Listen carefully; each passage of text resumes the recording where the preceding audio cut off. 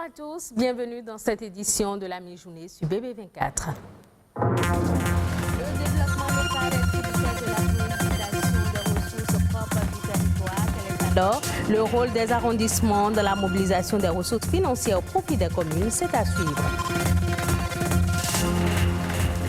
Accompagner et encadrer les diplômés des universités dans la création et le développement d'entreprises innovantes, c'est l'objectif du programme d'incubateur d'entreprises UAC Startup Valley. On en parle dans ce journal. La cécité touche très souvent les personnes âgées, mais depuis peu, des enfants et même des nouveau-nés en sont malades. La femme enceinte peut cependant épargner son bébé si elle adopte de bons comportements.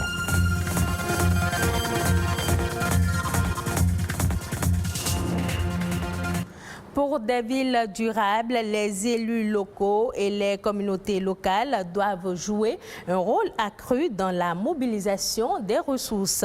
Mais depuis plus d'une décennie que le Bénin est engagé dans la décentralisation, le constat fait révèle que les capacités financières des communes restent faibles. Quel est alors le rôle des arrondissements dans la mobilisation des ressources financières au profit des communes? Patrick Adjagbodjou nous apporte ici des éléments de réponse.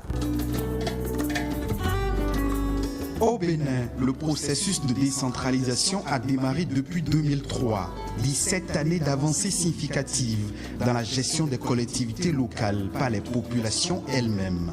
Mais au sein des communes, l'implication de tous les acteurs locaux dans la mobilisation des ressources financières locales demeure un gros défi. Si une commune doit être efficace, il faut que ces arrondissements parviennent à faire une mobilisation de ressources qui puisse lui garantir une autonomie. Parce que l'État central ne peut pas à lui seul trouver des ressources pour toutes les communes à la fois. Des communes qui ont impérativement besoin d'une indépendance en ressources financières locales.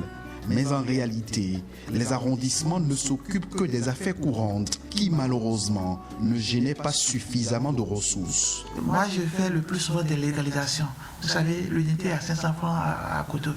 Il y a des jours où nous faisons jusqu'à 2000 légalisations par jour. Donc, vous faites 500 francs fois 2000, vous voyez ce que ça donne. En dehors de ça, nous célébrons les mariages, les certificats et autres, tout ce que nous faisons.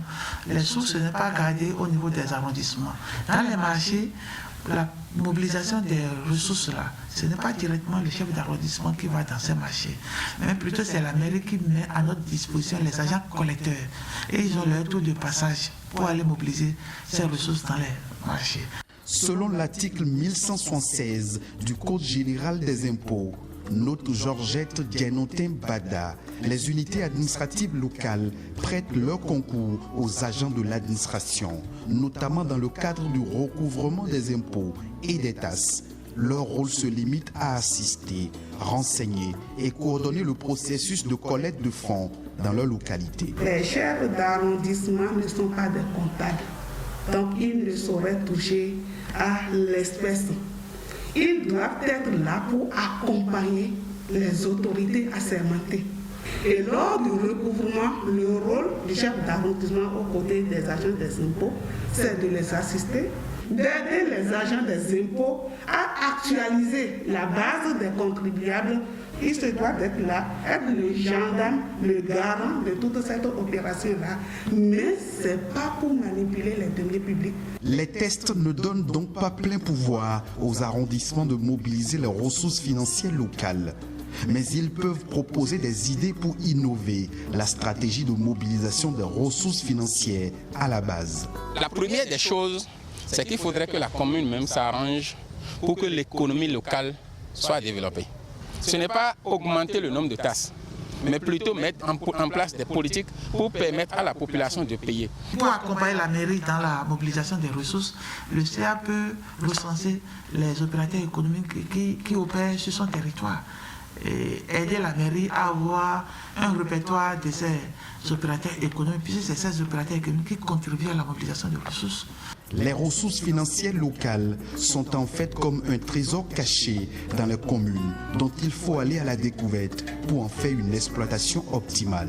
Il serait important de trouver également le moyen adapté de faire participer les citoyens et citoyennes à la création de richesses dans les communes.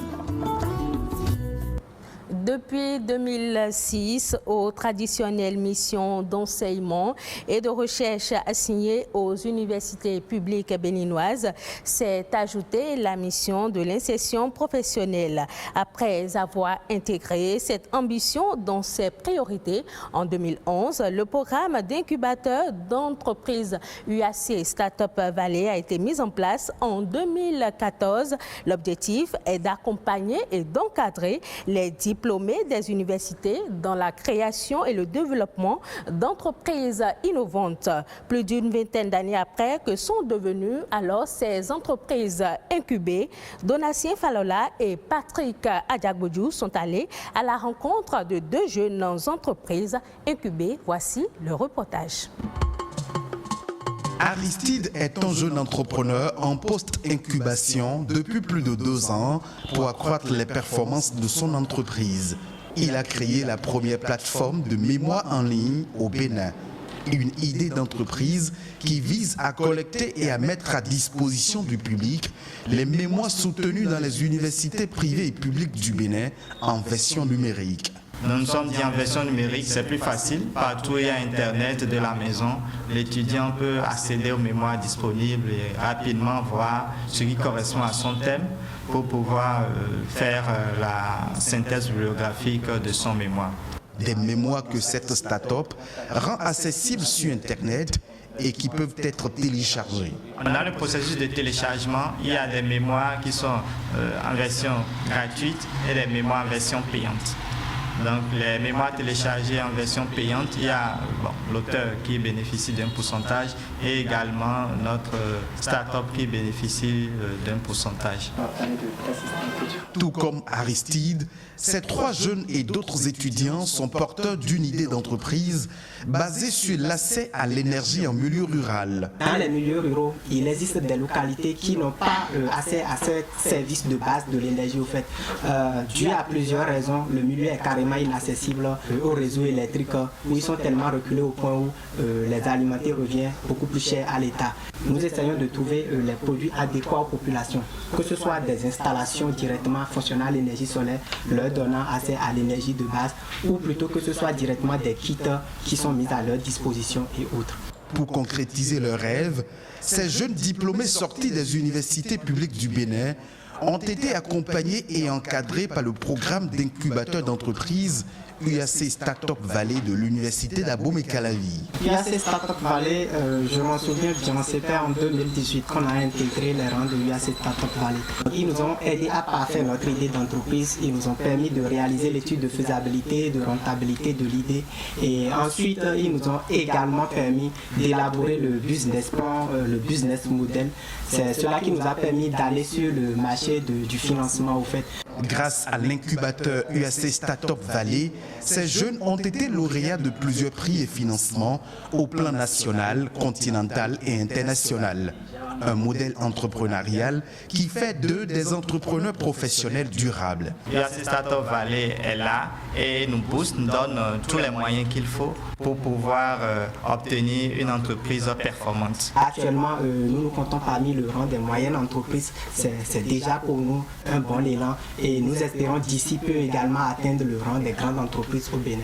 En 5 ans, 1059 étudiants ont bénéficié du programme UAC Startup Valley avec 485 idées et projets d'entreprise qui ont généré 99 entreprises collectives pour un chiffre d'affaires moyen annuel de 1 milliard de francs CFA dans les domaines de l'agrobusiness, des TIC et des services à haute valeur ajoutée. Santé oculaire à présent avec la cécité, ce mal qui affecte l'acuité visuelle au point de la rendre très faible. Il touche très souvent les personnes âgées, mais depuis peu, des enfants et même des nouveau-nés en sont malades. Question, quelle pourrait en être la cause chez les enfants? Quels sont les comportements que la femme enceinte devrait adopter afin d'épargner son bébé? Afolabi Savage, médecin ophtalmologue, nous donne ici quelques éléments de réponse. Pour définir la cécité, selon les critères de l'OMS, c'est une acuité visuelle qui est inférieure à 3 sur 10. Généralement, les causes de la cécité chez les enfants, ça peut arriver au cours de 2 périodes. À la naissance, ils sont nés avec cette cécité-là, ou c'est en grandissant qu'ils ont eu des pathologies au niveau de l'œil qui ont entraîné une cécité. Et les différentes causes de cécité où les enfants naissent avec, il s'agit généralement de la cataracte, du glaucome cataracte congénitale, du glaucome congénital. Ils sont nés avec. Généralement, c'est pour les pathologies que j'ai citées, le glaucome et la cataracte, c'est essentiellement la chirurgie. Il faut opérer ces enfants-là de leur glaucome ou de leur cataracte pour qu'ils évitent la cécité. Mais néanmoins, le fait d'opérer un enfant le fait d'opérer son glaucome ou sa cataracte n'exclut pas qu'il ne doit pas faire de suivi. Généralement, les cécités congénitales, les causes congénitales de cécité arrivent au cours de la vie intra-utérine. Généralement, ce sont des moments lorsqu'elles ont enceintes, elles ont fait une infection pendant la grossesse, c'est-à-dire comme infection, on peut citer la toxoplasmose, qui est une maladie virale. Le virus de l'herpès aussi peut donner ce type de pathologie chez les enfants à leur naissance où ils ont une cataracte congénitale. Maintenant, pour le glaucome congénital, c'est lié à des malformations au niveau de l'œil. Et cette malformation peut être aussi liée à la prise de certains médicaments au cours de la grossesse. Donc déjà, ce qu'il faut conseiller aux femmes, surtout lorsqu'elles sont enceintes, de faire suivre leur grossesse dans un centre approprié où on fera un bilan de tout ce qui est pathologie à rechercher chez eux qui peuvent donner une pathologie chez les enfants à leur naissance. Les autres faits marquants de l'actualité nationale, c'est dans la Nation en bref, une compilation réalisée par Amandine Anyamboussou.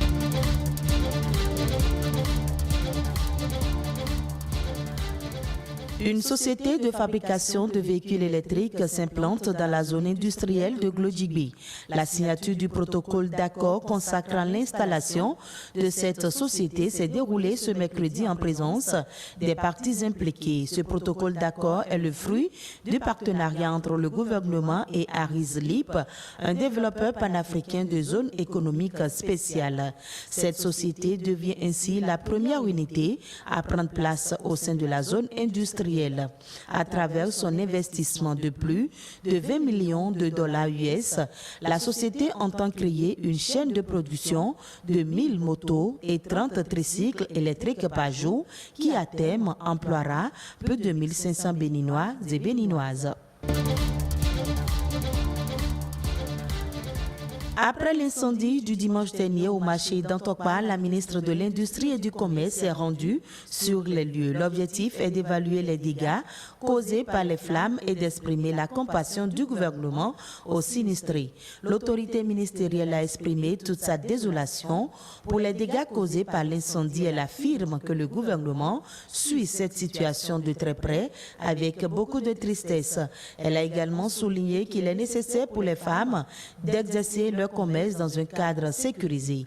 À l'en croire, les incendies auxquels les Béninois assistent dans les marchés, principalement dans le marché d'Antokpa, seront bientôt conjugués au passé. L'Agence nationale des petites et moyennes entreprises a lancé ce jeudi à Cotonou la première édition de l'agenda des PME, un outil destiné à faire la promotion de produits made in Bénin. L'objectif de l'agence est de faire en sorte que les grands centres de consommation puissent s'informer sur les activités des PME. Il s'agit de proposer toute une gamme de produits et de services vendus au Bénin, de faire connaître les solutions développées par le secteur privé local, de faire la publicité relative aux différentes sociétés et la promotion des structures d'appui aux PME. Les entreprises mises en exergue dans l'agenda ont été sélectionnées dans toutes les régions du Bénin.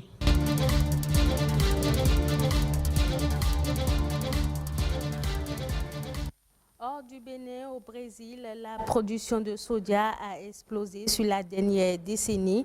Avec la demande mondiale croissante, le pays s'est imposé comme le premier fournisseur mondial de l'oléagineux. D'après le département américain de l'agriculture, le boom de la production est notamment lié à la forte demande sur le marché mondial avec les besoins croissants de l'industrie de l'alimentation animale ainsi que le segment de la trituration en huile et en tourteau en Chine et en Europe. Pour la campagne 2020-2021, le pays pourrait produire 141 millions de tonnes de soja. Ainsi prend fin ce journal. Merci de l'avoir suivi. Retrouvez cette édition sur le site de l'ORTB, www.ortb.bj.